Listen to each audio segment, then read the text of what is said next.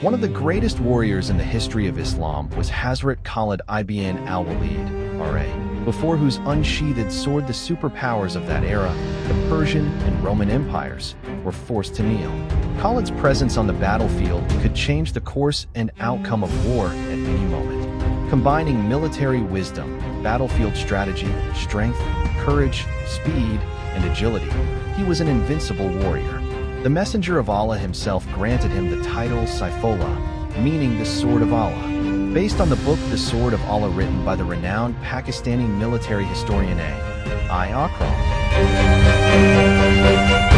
We are presenting the life story of the great warrior Khalid in a serialized format. Throughout the month of Ramadan, watch the complete life story of Khalid ibn al-Walid in 30 episodes by visiting the Islamic Video Bangla Facebook page and YouTube channel. If you have not watched the previous videos of this series about Khalid ibn al-Walid, you will find the links in the description of this post. We request you to watch the previous episodes before watching this video. After the death of Aswad, the first among the remaining false prophets to enter into conflict with the Muslims was Talaiha ibn al-Walid. He was the chief of the Banu Asad tribe and had long opposed the Messenger of Allah whenever he found the opportunity. 3 months after the Battle of Uhud, Talaiha first took up arms against Islam. Losses in the battle, he gathered his tribesmen with the intention of attacking Medina. Upon receiving this news, the Messenger of Allah sent a force of 150 infantrymen to punish him. Before Talaiha could fully understand what was happening, he was suddenly attacked by the infantry force. His men fled in scattered groups to save their lives. The Muslims returned to Medina with their livestock. As a result of this incident, Talaiha became so disgraced in the eyes of his tribe that he remained quiet for some time. Later, Talaiha fought against the Muslims in the Battle of the Trench. Responding to the call of the Jews, he joined the siege of Medina with a contingent from the Banu Asad tribe. When Abu Sufyan withdrew the siege, Banu Asad also returned to their homeland. Once again, Talaiha was humiliated to in the next phase, when the Muslim army launched an expedition against the Jews at Khaybar in 628 CE. Talaiha joined the Jews with members of his tribe. During the Muslim march toward Khaybar, Talaiha attempted to create obstacles several times, but failed each time. Eventually, he left the Jews to their fate and withdrew with his forces. 2 years later, during the Year of Delegations, the Banu Asad tribe sent representatives to the Messenger of Allah and accepted his authority. Like many other Arab tribes, the entire tribe embraced Islam. However, political gain rather than genuine faith was the primary motive behind this conversion. Talaiha also outwardly accepted Islam. Just as before, he continued to enjoy special privileges within his tribe as a fortune teller and tribal chief. He claimed to speak about the future and unseen matters and was capable of reciting beautiful poetry. Only a few days before the death of the Messenger of Allah, Talaiha declared himself a prophet. He summoned his tribesmen and urged them to follow him. When the news of the Messenger of Allah's death spread, he became even more active. As the flames of apostasy spread throughout Arabia, the entire Banu Asad tribe gathered under his banner and accepted him as both tribal chief and prophet.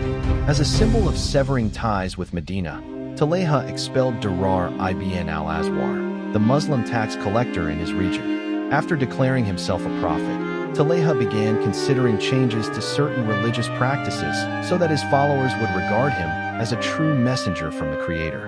In this regard, he considered changing the method of prayer to be the best option. He abolished bowing and prostration in prayer. He declared, "Allah does not wish that we lower our faces and bend our backs in an ugly manner. Pray while standing." Thus, the people of the Banu Asad tribe began offering prayers behind Talaiha without bowing or prostration. Cities like Kufa and Basra did not yet exist in their later prominence, and Baghdad was only a small settlement on the Tigris. The famous cities of Ctesiphon and Hira, however, were significant.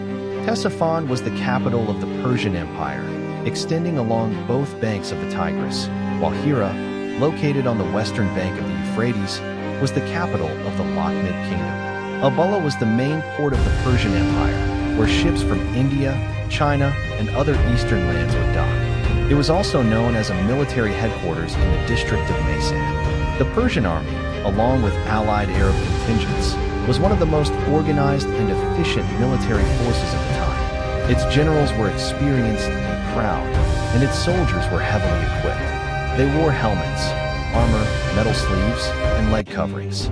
Their weapons included spears, lances, swords, and axes or maces, which were among their favorite weapons. They also carried bows, about 30 arrows, and spare bowstrings. This description shows how well-equipped the Persian army was. However, despite their strength, before the arrival of Khalid ibn al-Walid, there was no force capable of standing against them. The initial clash between the Muslims, hearing that the apostate tribes had assembled at Abrak and Zakissa, he sent a force under the leadership of his brother Hybel to strengthen them. The account of the Muslim campaign at Abrak and Zakissa has already been mentioned earlier. During this campaign, Taleha arrived at Bizaka with his forces. The apostates who had fled from the battlefield at Abrak joined Taleha at Bizaka. Taleha's war preparations at Bizaka advanced rapidly. He sent messengers to many tribes, inviting them to join him, and some tribes indeed responded to his call. Uyayna joined Taleha with 700 warriors from Banu Fazara. The largest gatherings were formed by the Banu Asad and Ghatfan tribes. A section of the Tay tribe also assembled at Bizaka, though the main body of the tribe remained far from Bizaka. By the time Khalid R.A. was preparing to launch his campaign from Zakissa, Taleha had become fully prepared for war. Before Khalid R.A. began the expedition against Taleha, Abu Bakr R.A. searched for ways to weaken Taleha's strength so that victory would become easier. There was nothing that could be done regarding the Banu Asad and Ghatfan tribes, because they stood firmly behind Taleha. However, the matter of the Tay tribe was somewhat different. Their support for Taleha was not very strong, and their tribal chief, Adi ibn Hatim R.A., was a devoted Muslim. Adi was 120 years old, and he was said to be so tall that when he rode a horse, his feet would touch the ground. Adi tried to prevent the people of the Tay tribe from falling into apostasy, but he failed. As a result, he took some of his loyal supporters and joined the caliph. At this time, Abu Bakr R.A. decided to attempt to separate the Tay tribe from Taleha. Even if they could not be prevented from apostasy altogether, at least the main body of the tribe could be destroyed by attacking them quickly before they joined Taleha at Bizaka. This would weaken Taleha's strength. Abu Bakr R.A. sent Adi to influence his tribesmen. He also sent Khalid R.A. with him along with 4,000 mujahideen. The caliph instructed Khalid that if Adi's efforts failed, then he should confront the main body of the Tay tribe at their current position and afterwards advance toward Bizaka. Khalid R.A. left Zakissa and marched toward Bizaka. Upon nearing Bizaka, he turned left and advanced toward Mount Aya. It was beside this mountain that the people of the Tay tribe had gathered. Adi R.A. went ahead and approached his tribesmen. He spoke to them about Allah, his messenger, the punishment of the hereafter, and the inevitable failure of any attempt to obstruct the rise of Islam. He called them to return to the path of truth, but he failed. Finding no alternative, Adi threatened them by saying, "Then prepare yourselves for the attack of an army that will destroy you and take your women captive." This threat proved effective. The elders of the Tay tribe told him, "Keep this army away until we can bring back our brothers who have joined Taleha. We have an agreement with him. If we break this agreement now, he may either kill our brothers or keep them as hostages. We must bring them back before openly rejecting Taleha's leadership and authority." Adi R.A. returned to the Muslim camp and informed Khalid R.A. of everything. Khalid R.A. expressed the opinion that no time should be wasted in discussions. He maintained a very harsh attitude toward the apostates. Adi repeatedly requested only 3 days' delay, saying, "I will provide 500 warriors from my tribe to fight on your side. Would it not be better than burning them in fire?" This time, Khalid R.A. agreed to wait. The leading figures of the Tay tribe sent an infantry detachment to Taleha, apparently to strengthen his forces. But before Khalid R.A. could reach Bizaka, they secretly began working to withdraw the warriors of the Tay tribe from Taleha's side. In this effort they succeeded. Although a few men of the Tay tribe remained with Taleha, they refrained from participating in the Battle of Bizaka. Although Khalid R.A.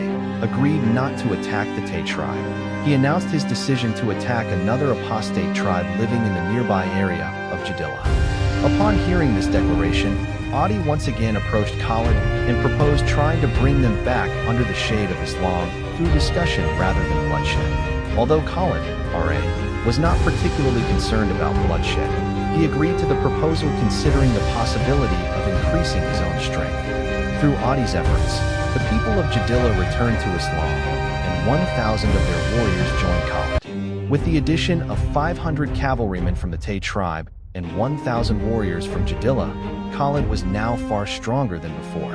He resumed his march toward Bizaka and gathered more warriors along the way.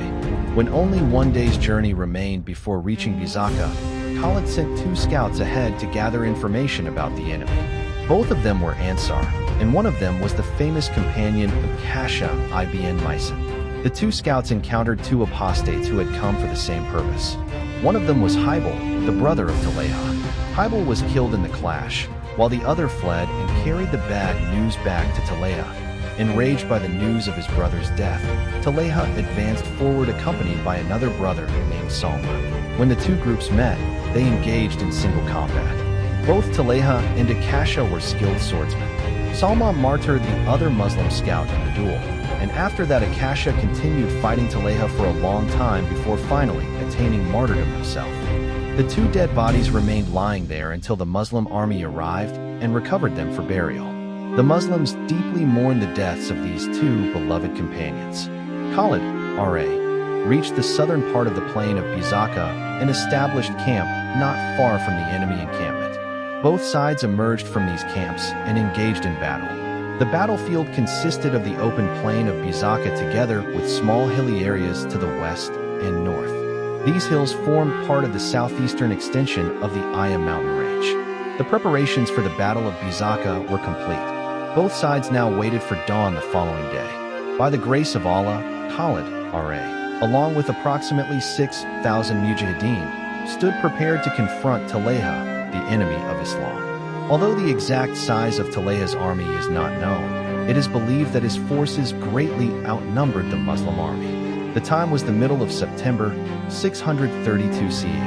On the morning following Khalid's arrival, both armies stood face to face in battle formation upon the plain of Bizaka. Khalid, R.A., personally commanded his army and took position at the front of his forces. Taleha, however, appointed Uyayna to direct his army.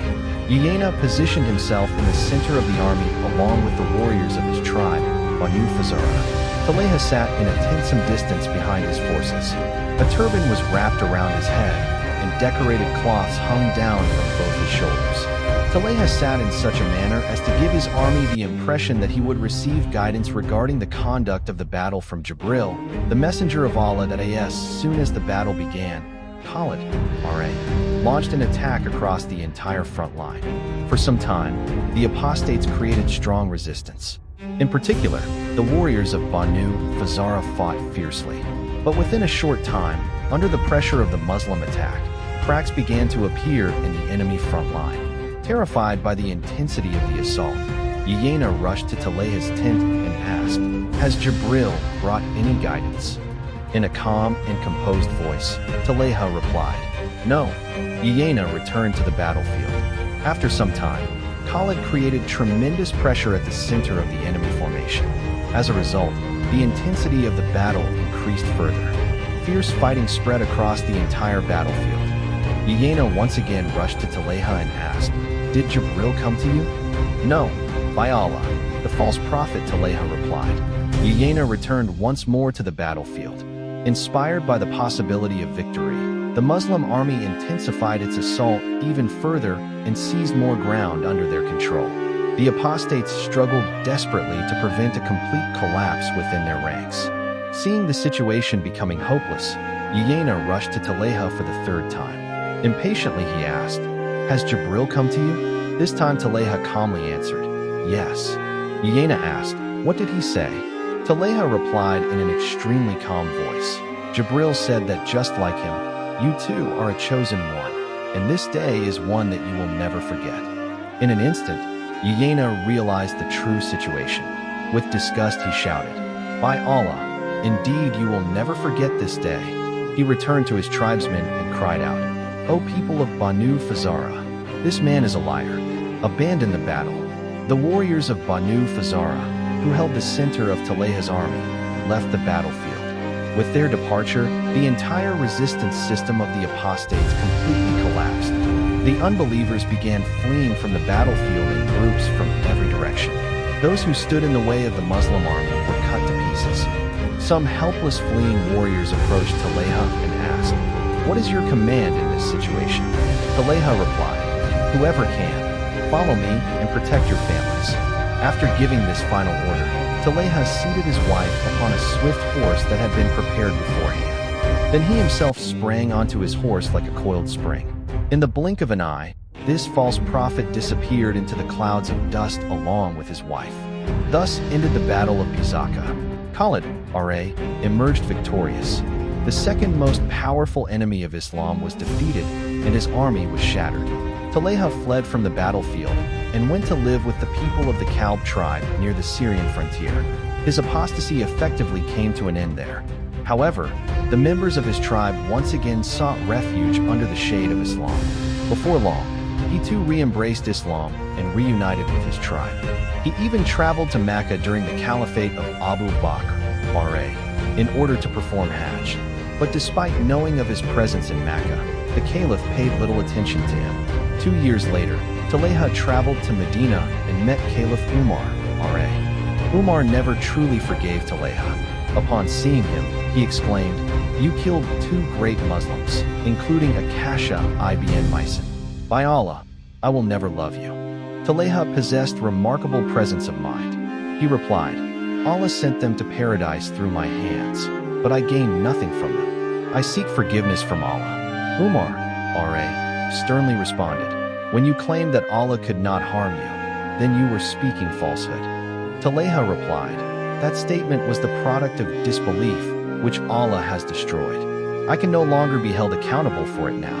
Unable to gain advantage in argument against this cunning man, Umar, R.A., made one final attempt and said, "O king of tricksters, what magic still remains in your treasury?" Talayha replied, "Nothing remains except intense expression." Umar, R.A., without prolonging the conversation, walked away from him. Talayha returned to his tribe and remained with them until before the Third Iraqi campaign. He expressed a desire to fight on behalf of the Muslim army in Iraq. In the famous battles of Qadisiyah and Niawand, he fought with exceptional distinction, courage, and skill, and ultimately attained martyrdom. In this way, Talayha paid the price for his opposition to Islam. As soon as the battle ended, Khalid dispatched several detachments of his army to capture the fleeing apostates and subdue the surrounding regions. One detachment captured several apostates in the mountainous area of Roman, about 30 miles south-southeast of Byzaka. However, without offering any resistance, they re-accepted Islam. Khalid, R.A., personally pursued Uyayna. Uyayna had fled the battlefield toward the southeast with some members of Banu Asad along with his own tribesmen. When he had reached Gamra, only about 60 miles away, Khalid caught up with him from behind. Although Uyayna had lost his faith in Talayha, he still felt no regret for opposing Islam and instead stood against Khalid, R.A. A brief clash occurred there. Some apostates were killed, while others fled. Uyayna was captured. Uyayna's father had been the chief of his tribe and a highly respected man. Therefore, Uyayna considered himself unmatched by virtue of lineage. This young descendant of tribal chiefs now entered Medina as a helpless prisoner, even though during the Battle of the Trench the Messenger of Allah had once proposed negotiations with him in an attempt to establish peace. As soon as he entered Medina, the children recognized him, and, seeing his miserable condition, gathered around him. They struck him with pointed sticks while shouting in unison, "O enemy of Allah! After believing, you rebelled again." Uyayna protested by saying, "By Allah, I was never a believer." By this he meant that since he had never truly been a Muslim, he could not be accused of apostasy, although this claim itself was false. When Uyayna was brought before the caliph, he begged for forgiveness.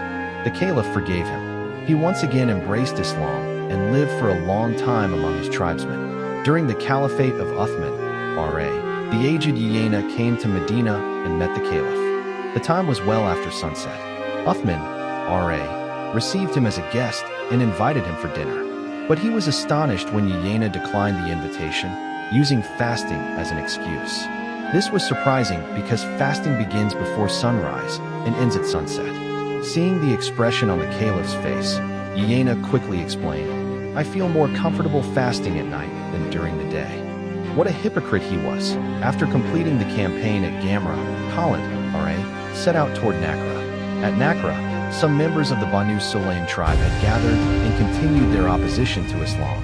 This group was led by a reckless tribal chief named Amr ibn Abdul Uzza, commonly known as Abu Shajara. Instead of learning a lesson from Taleha's defeat, this man tried to keep his followers firm in their hostility toward Islam. Upon reaching Nakra, Khalid launched a fierce attack against Banu Sulaim. In truth, Khalid, R.A., had many pleasant memories associated with the warriors of Banu Sulaim. Under his command, they had participated in the conquest of Mecca, the Battle of Hunain, and the campaign of Taif. Except for their flight after falling into an ambush at the pass of Hunain, they had shown considerable bravery in every battle. But now they too had joined the apostates. Therefore, they could not be forgiven. Facing their former commander, the warriors of Banu Sulaim created terrifying resistance for some time and even succeeded in killing several Muslim fighters. But before long they realized that resisting Khalid's powerful blows and causing disruption within his army was extremely difficult. Most of them died in battle, while the remainder sought safety in flight. Their commander Abu Shajara was captured by Khalid, R.A. When he was taken to Medina, he begged Abu Bakr for forgiveness. He too was pardoned and once again embraced Islam. Toward the end of his life, Abu Shajara fell into severe poverty. One day, he traveled to Medina hoping to receive some assistance. He tied his camel at the outskirts of the city and entered Medina. Upon entering, he saw the Caliph Umar, R.A., distributing aid among the poor. Pushing through the crowd, Abu Shajara called out in order to attract Umar's attention, "I too seek assistance." Umar, R.A., failed to recognize him because his appearance had changed greatly by then. Umar asked, "Who are you?" He replied, "I am Abu Shajara." Instantly, all the memories of the past flashed before Umar's mind. He roared, "O enemy of Allah, are you not the man who used to recite the poem saying, 'My spear will play the game of destruction against Khalid's army, and after that spear will surely destroy Umar as well?'" Without waiting for an answer, Umar, R.A., lifted his whip and struck Abu Shajara. Raising his hand to block the blow, Abu Shajara replied, "By surrendering to Islam, all my crimes should have been erased." Even as he said this, Umar, R.A., struck him a second time. Abu Shajara realized that no argument could stop Umar's whip. Therefore, he turned and began running as fast as he could. Umar also chased after him with his raised whip. But before Umar could catch him, Abu Shajara reached his camel and leapt onto its back, escaping successfully. Abu Shajara never again came to Medina. During the Battle of Bizaka, several tribes had stood at a safe distance watching the outcome of the battle. These tribes included Banu Amir, Hawazin, and some sections of Banu Sulaim. Although they were somewhat inclined toward Taleha, they wisely waited to see the result of the battle. Even though the outcome was decided quickly, peace did not immediately return to Bizaka. The members of these tribes surrendered before Khalid and declared, "We once again gather under the banner of Islam. We believe in Allah and His Messenger, and we shall obey His commands with our lives and wealth." From every direction, members of repentant Arab tribes began gathering at Bizaka. They all said the same thing: "We surrender." However, the Caliph had instructed Khalid to execute every killer of Muslims. Khalid informed them that their allegiance would not be accepted until all the murderers from their tribes were handed over. The tribes agreed to this condition. All the killers were lined up in rows. Khalid delivered swift judgments. Each murderer was ordered to be executed in exactly the same manner in which he had killed Muslims. Some were beheaded, some were burned alive in fire, some were killed by stones and arrows, and some were thrown from high cliffs. Others were cast into wells. In other words, they were forced to die exactly as they had caused Muslims to die. After completing his duties, Khalid, R.A., wrote to the Caliph, giving a detailed account of everything. The Caliph replied by thanking and congratulating him for carrying out his responsibilities and approving all of his actions. After completing the Nakra campaign, Khalid, R.A., remained at Byzaka for 3 weeks. During this period, he welcomed the repentant and returning tribes and punished the murderers. Then he set out toward Zufar. There, a woman awaited punishment. Salma, also known as Zimel, was the cousin of Yayna. Her father, Malik ibn Hudhaifa, had also been a major leader of the Ghatfan tribe. Her mother, Kurfa, had also been a formidable woman, and among the people of the Banu Fazara tribe, she possessed great honor and respect. During the lifetime of the Messenger of Allah, PBUH, she fought against the Muslim army, was captured, and later killed. But her memory remained very vivid in the hearts of the Ghatfan tribesmen. Salma too had once been taken captive. When she was brought to Medina, the Messenger of Allah gave her as a servant to his wife Aisha, R.A. Since Salma did not feel comfortable there, Aisha, R.A., freed her, and she returned to her tribe. After the deaths of her parents, Salma gradually earned respect and honor among the people of the tribe similar to that of her mother. Although according to Arab custom, it was not normal for women to become tribal chiefs, Salma attained that position by her own right. Her mother had possessed an extraordinarily beautiful camel. Whenever Salma rode upon that camel, she appeared exactly like her mother, which reminded the Ghatfan people of their beloved deceased leader. As the leader of the apostates, Salma became one of the major enemies of Islam. Some hardened apostates from the Hawazin and Banu Sulaim tribes who had fled from the battlefields of Byzaka and Gamra came to the region of Zufar and joined Salma. Salma harshly rebuked them for accepting defeat and abandoning Yayna. They silently accepted her scolding. Salma organized the army with a firm hand. Within a short period, she became a serious threat to Islam. She knew that Khalid was now free from the troubles of Byzaka and could advance against her at any moment. She eagerly waited to test her strength against the army of Allah. As soon as Khalid, R.A., left Byzaka and reached Zufar, the two armies faced one another. As usual, Khalid, R.A., took the initiative and launched the attack first. Khalid, R.A., realized that the enemy resistance was extremely strong.